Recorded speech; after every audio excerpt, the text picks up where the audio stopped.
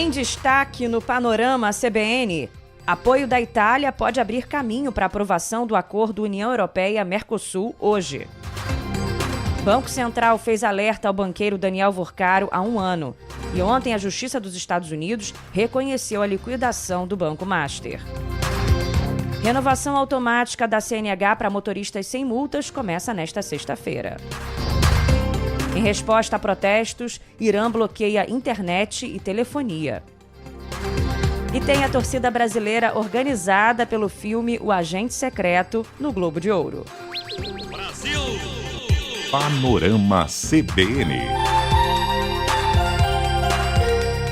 Oi, tudo bem? Eu sou Bianca Santos e esse é o Panorama CBN da manhã de sexta-feira, 9 de janeiro de 2026. Eu te conto em menos de meia hora o que de mais importante acontece no Brasil e no mundo. Vamos juntos! O acordo de livre comércio entre a União Europeia e o Mercosul pode ser aprovado hoje, depois de 26 anos de negociações. Os embaixadores dos 27 estados membros do bloco começaram cedo uma reunião em Bruxelas para discutir a aliança comercial. Em meio a protestos de agricultores locais, o presidente Emmanuel Macron reafirmou que a França vai votar contra. Ontem, produtores bloquearam ruas de Paris com tratores e prometeram sacudir o país caso a proposta seja aprovada. Os franceses dizem que a parceria entre os blocos pode impactar produtores nacionais e causar concorrência desleal sobre produtos como carne, açúcar e arroz. Nas redes sociais, Emmanuel Macron falou que as bases do tratado estão ultrapassadas e que ele vai continuar lutando para proteger os agricultores franceses. Líderes de países como Polônia, Hungria e Irlanda também mantêm uma forte resistência. Só que, matematicamente, o grupo liderado pela França não conseguiria barrar o acordo, porque os países contrários precisam somar mais de 35% da população da União Europeia. Juntos, eles têm apenas 26% dos habitantes do bloco. A aprovação depende de uma maioria qualificada, pelo menos 15 países que representem 65% da população da União Europeia. Na votação de hoje, o país considerado o fiel da balança é a Itália, que tem a terceira maior população do bloco, ou pouco mais de 13%. Em dezembro, a atuação do governo italiano foi crucial para barrar a assinatura do acordo. A decisão frustrou o presidente Lula, que presidia o Mercosul e queria assinar o tratado até o fim do ano. Nos últimos dias, o governo de Giorgia Meloni sinalizou que vai apoiar a assinatura do pacto em troca de proteções extras para os produtores da Itália de queijo e de vinho.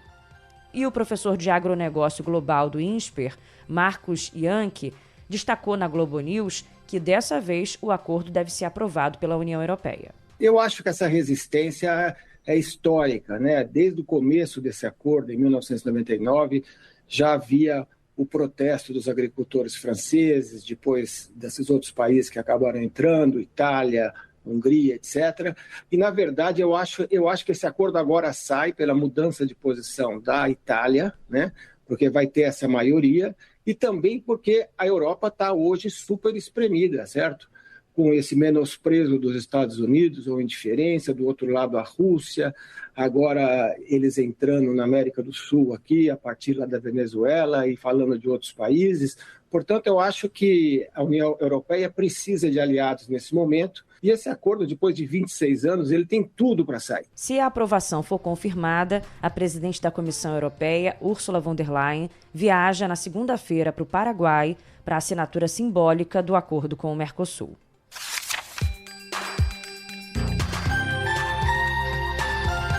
Página virada para eu te contar que o Banco Central alertou o dono do Banco Master, Daniel Vorcaro, sobre medidas prudenciais preventivas 1 ano antes da liquidação. Segundo a comentarista da CBN e colunista do Globo, Malu Gaspar, o Banco Central detectou dificuldades do Master em captar recursos e honrar compromissos em 2024. A informação está no parecer sigiloso da equipe de auditores do Tribunal de Contas da União, que analisou os dados enviados pela autoridade monetária. E, de acordo com a unidade de auditoria especializada em bancos públicos e reguladores financeiros do TCU, os alertas ao Master sobre a possibilidade de aplicar sanções por falta de liquidez do banco começaram em novembro de 2024 e se repetiram até setembro de 2025. Segundo o próprio relatório, a essa altura já fazia mais de 5 meses que o Master não realizava depósitos compulsórios ao Banco Central. Bom, ontem a Justiça dos Estados Unidos reconheceu o processo de liquidação do Banco Master e bloqueou os ativos da instituição no país. A decisão foi tomada pelo juiz Scott Grossman, do Tribunal de Falências da Flórida. O pedido de reconhecimento da liquidação tinha sido apresentado por Eduardo Félix Bianchini, dono da EFB Regimes Especiais de Empresas. Ele foi nomeado pelo Banco Central para administrar os bens e direitos do Master e organizar a lista de credores, o que inclui os bens ou dívidas do banco nos Estados Unidos. E com a decisão de ontem, os ativos do Master nos Estados Unidos não poderão ser movimentados, executados ou transferidos sem autorização da Justiça americana. O juiz indeferiu todos os pedidos do banqueiro Daniel Vorcaro. Ele alegava que o reconhecimento da liquidação decretada no Brasil pelo Banco Central era prematuro e poderia ser revertido. A petição citava os recentes e controversos despachos do ministro Jonathan de Jesus, do Tribunal de Contas da União, que questionavam a decisão do Banco Central. Agora, para o professor de Economia da UNB, César Bergo, a liquidação do Master é irreversível. Existe uma diferença grande entre o judiciário americano e o judiciário brasileiro. Lá você tem uma situação que o fato em si, ele pode ensejar uma decisão de um juiz com relação a um caso específico na justiça. E parece que esse é o caso que o Banco Master, no caso aí o seu dono, né, o seu controlador, está querendo, de alguma forma, levar adiante junto à justiça americana, para tentar, de alguma forma, tirar algum tipo de proveito ou vantagem perante a justiça americana, o que eu acredito não vai ser levado em conta pelo judiciário norte-americano. Lembrando que antes da decisão da justiça americana, o ministro do TCU, Jonathan de Jesus, havia suspendido formalmente a inspeção presencial no Banco Central, depois de muita pressão do mercado. Segundo o jornal Estado de São Paulo, a Polícia Federal encontrou no celular do banqueiro Daniel Vorcaro indícios de que ele ordenou a campanha virtual em massa de influenciadores contra o Banco Central. O aparelho foi apreendido no dia 17 de novembro, quando Vorcaro foi preso na Operação Compliance, um dia antes da liquidação do banco. Perto da virada do ano, perfis de direita, que normalmente só falam de celebridades, lançaram suspeitas nas redes sociais sobre o processo de liquidação do Master. O banco vinha operando sem liquidez e estava no centro de uma fraude de 12 bilhões de reais, né? E a jornalista Malu Gaspar também contou que os contratos com influenciadores previam uma remuneração de até 2 milhões de reais por 3 meses de trabalho, com 8 postagens mensais. Conforme o documento enviado aos influenciadores, o esquema levava o nome de Projeto DV, as iniciais de Daniel Vorcaro. No ataque coordenado, muitos influenciadores citavam justamente a decisão do TCU para questionar a liquidação do banco de Daniel Vorcaro. A novidade agora, né, é que o TCU deu 72 horas para o Banco Central explicar por que liquidou, né? Por que acabou com o Banco Master tão rápido assim. Não é o processo padrão e é o que eles não deveriam ter feito. O fato do TCU questionar eu acho muito mais coerente nesse ponto. Esse aí é só um dos vídeos, né, que foram postados nas redes sociais. E os contratos previam ainda cláusulas de sigilo absoluto, com multa de R$800 mil para evitar o vazamento e manter a aparência de um movimento orgânico contra o Banco Central.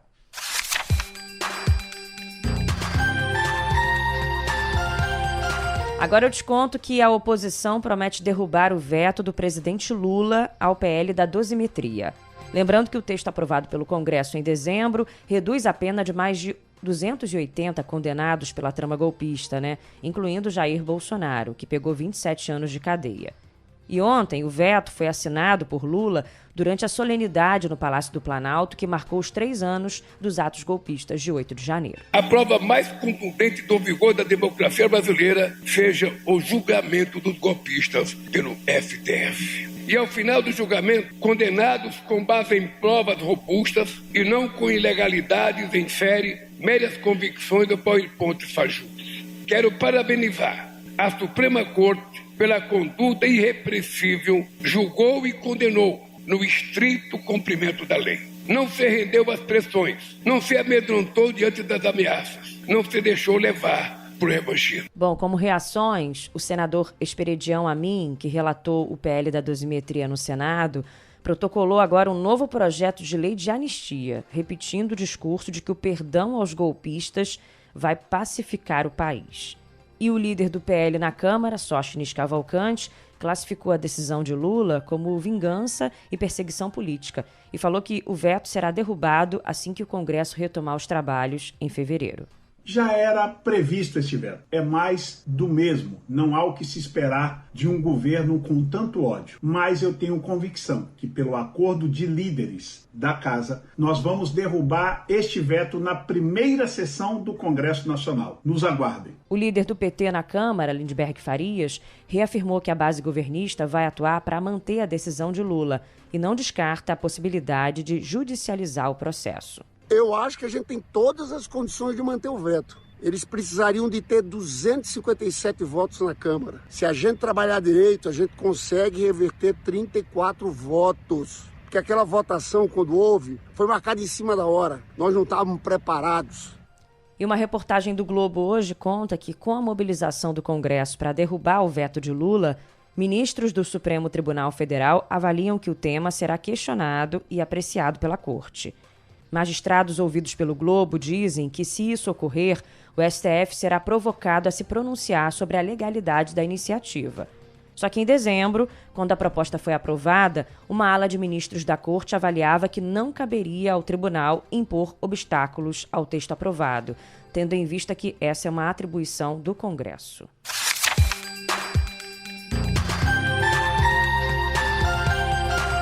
O ministro dos Transportes, Renan Filho, assina hoje a medida administrativa que autoriza a renovação automática da Carteira Nacional de Habilitação para bons motoristas. A medida isenta condutores de todo o país do pagamento de taxas ou deslocamento aos Detrans. O processo vai ser totalmente automático e digital pelo sistema da Secretaria Nacional de Trânsito, com a atualização disponível no aplicativo da CNH do Brasil. Bom, Renan Filho vai anunciar no evento hoje que as primeiras renovações automáticas vão começar a ser liberadas a partir desta sexta-feira mesmo. O benefício será concedido a motoristas cadastrados no Registro Nacional Positivo de Condutores, o RNPC. Integram esse registro os condutores que não possuem infrações de trânsito registradas nos últimos 12 meses. Com a nova regra, esses motoristas terão a CNH renovada diretamente no sistema quando o documento tiver a validade expirada. Segundo a decisão, motoristas responsáveis no trânsito não vão precisar mais realizar exames presenciais, se deslocar aos Detrans ou pagar qualquer taxa adicional para renovar a CNH. E o ministro da Educação, Camilo Santana, anunciou em um vídeo divulgado nas redes sociais que o governo vai editar uma medida provisória para que os professores tenham um reajuste maior do que 0,37%. De acordo com as regras atuais, o salário inicial dos docentes no país iria subir de R$ 4.867,77 para R$ 4.885,78, bem abaixo da inflação. Ele disse que não pode admitir que isso aconteça e que Lula vai anunciar mudanças em relação a esse cálculo. Tomara, né?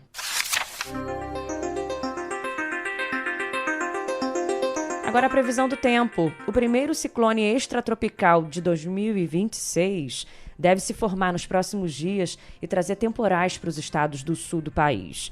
Conforme a Climatempo, o primeiro sistema desse tipo do ano vai se originar de uma baixa pressão atmosférica que se intensifica hoje entre o Paraguai e o norte da Argentina. E aí, na madrugada de sábado, o fenômeno vai ganhar força entre o Uruguai e o Rio Grande do Sul. Há chance de granizo, queda de árvores e alagamentos. Hoje, em São Paulo, mais de 8 mil pessoas que são clientes da Enel estão sem energia na região metropolitana. Esse era o panorama no momento em que eu gravava o panorama. Só na capital paulista são mais de 5 mil residências e empresas que estavam sem luz. Ontem teve uma forte chuva, né? E a tempestade provocou alagamentos e deixou ônibus ilhados pela capital.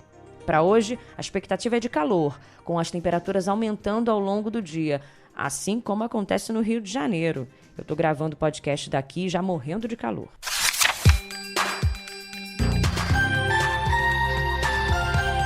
Noticiário policial. A Polícia Civil concluiu que não houve crime no desaparecimento de um jovem no Pico Paraná. O objetivo do inquérito era entender a dinâmica que levou Roberto Farias Tomás a se perder na trilha. Ele ficou 5 dias perdido numa área de mata, e foi encontrado na cidade de Antonina, no litoral do estado. O jovem estava desidratado e tinha alguns hematomas. Lembrando que uma amiga que estava com ele até chegou a pedir perdão porque foi embora e o abandonou, o deixou para trás. E um homem que matou 5 pessoas da família dele em Juiz de Fora, na zona da Mata Mineira, disse que o objetivo era matar o pai, um pastor aposentado de 74 anos. Em depoimento à Polícia Civil, ele confessou que planejou o crime no mesmo dia. As informações foram divulgadas pela delegada que comanda a investigação em uma entrevista à afiliada da TV Globo em Minas Gerais. A família diz que o homem tem transtornos mentais, mas nenhum laudo médico foi apresentado até agora. E uma matéria do Globo do Rio de Janeiro mostra hoje uma nova estratégia das facções criminosas no Rio: o uso de telhados de alumínio para impedir o monitoramento da polícia por drone. Esse registro foi feito em Senador Camará, na zona oeste da capital fluminense, onde ontem as forças de segurança fizeram uma operação contra grupos que roubam cargas e carros de luxo ligados ao 3º Comando Puro, uma facção criminosa de tráfico de drogas. Essa estrutura, de aproximadamente 250 metros, tampava a vista de toda uma rua. Resistente, o telhado é uma chapa de aço, de alumínio e silício revestida com zinco. E isso tudo para evitar o monitoramento policial. A ação de ontem mobilizou 520 agentes e 5 pessoas foram presas. 3 fuzis, 2 pistolas e 7 carros, alguns deles elétricos, foram apreendidos nas comunidades.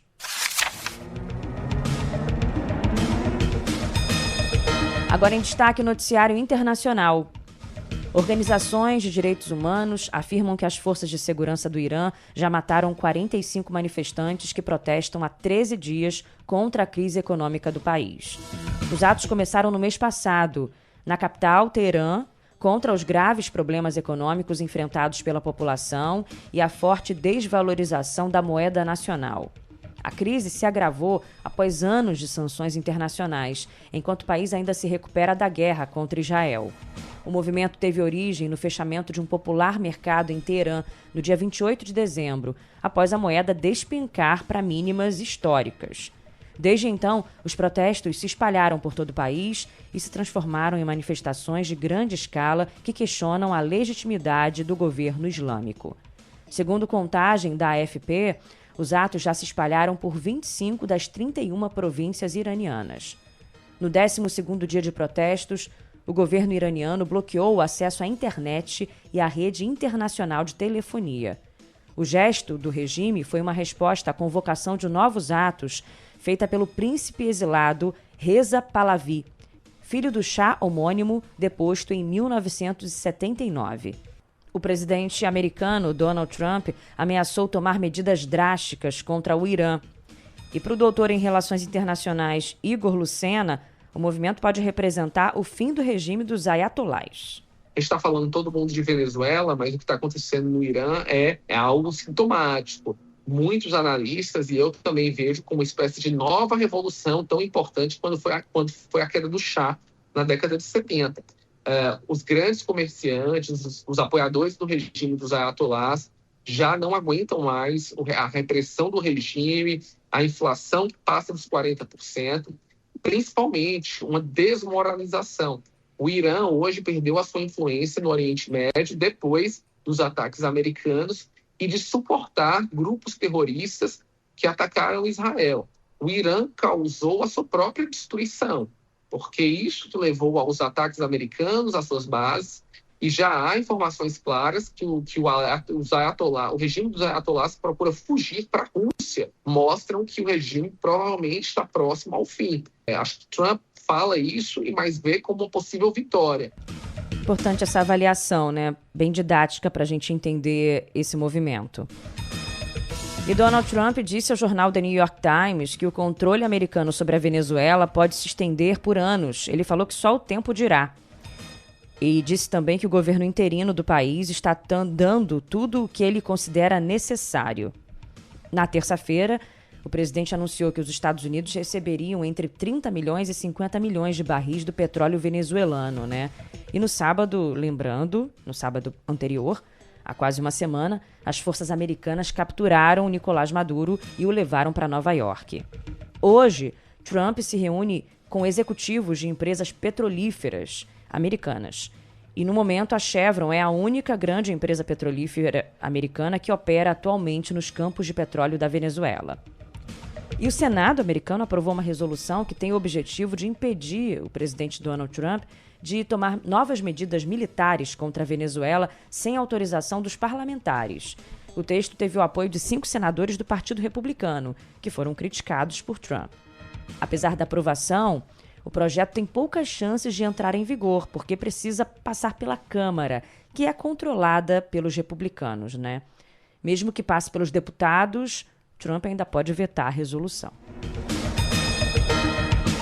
E Donald Trump disse que o país vai realizar ataques terrestres contra o México. A justificativa seria a dissolução de cartéis de drogas que, segundo ele, estariam destruindo a nação mexicana. A declaração ocorre menos de uma semana depois dos bombardeios americanos contra a Venezuela. Ainda nos Estados Unidos, os protestos depois de uma mulher ser morta por um agente do Serviço de Imigração continuam. O foco agora é Minneapolis, onde os disparos aconteceram. Mas havia também atos em Nova York ontem e em outras capitais do país. Na quarta-feira, os membros do ICE dispararam 3 vezes contra essa mulher, uma cidadã americana de 37 anos que tinha 3 filhos e tinha acabado de se mudar para a cidade. Agentes federais atiraram também ontem em Portland em 2 pessoas. As vítimas foram levadas para um hospital. A imprensa americana diz que os agentes envolvidos seriam da Alfândega e da Proteção de Fronteiras dos Estados Unidos. Em Honduras, uma deputada ficou ferida após ser atingida na cabeça por um explosivo durante uma entrevista coletiva. Foi nos arredores do Congresso hondurenho. O país passa também por protestos após a convocação de uma sessão para discutir a recontagem de votos das eleições. Essa parlamentar foi levada para o hospital. A Rússia afirmou que realizou um ataque contra a Ucrânia com mísseis que possuem capacidade nuclear. Conforme autoridades de Kiev, ao menos 4 pessoas morreram e 19 ficaram feridas em decorrência disso. A Força Aérea Ucraniana informou que Moscou lançou 36 mísseis no território. O exército disse que a ofensiva foi uma resposta à tentativa de ataque à residência de Vladimir Putin no final de 2025. Os bombardeios atingiram a infraestrutura energética da Ucrânia, que dá suporte ao complexo militar industrial do país, e as instalações de fabricação de drones.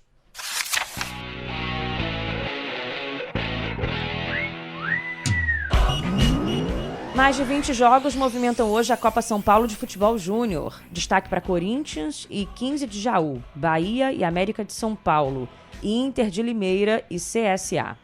Ontem o Palmeiras goleou o Batalhão do Tocantins por 9-0, com 4 gols do garoto Eduardo Conceição, de 16 anos.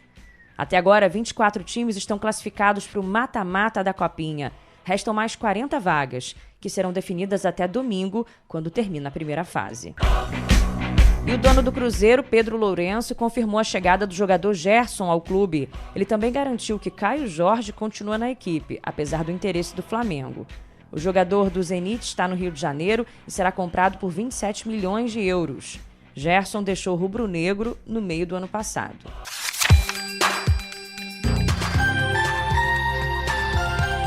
E a expectativa pelo Globo de Ouro aumenta cada vez mais, porque o filme brasileiro O Agente Secreto concorre em 3 categorias e o prêmio sai no domingo.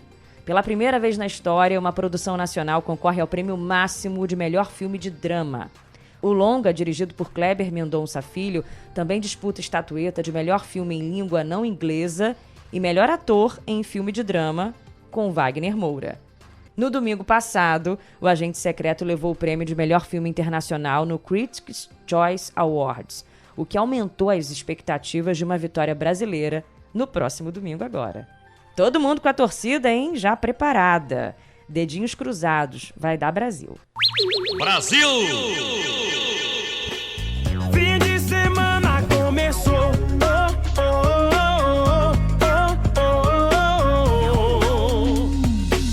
Fim de semana começou.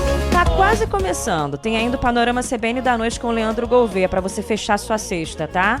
E aí sim, partiu o fim de semana. Eu indo embora junto com o nosso DJ Laerte Afonso, nosso editor Edmilson Fernandes, agradecendo muito pela sua companhia. Beijo, tchau! Sexta-feira, sua linda, até que enfim a semana terminou. Vem em mim, sexta-feira, sua linda, eu tô feliz porque fim de semana começou.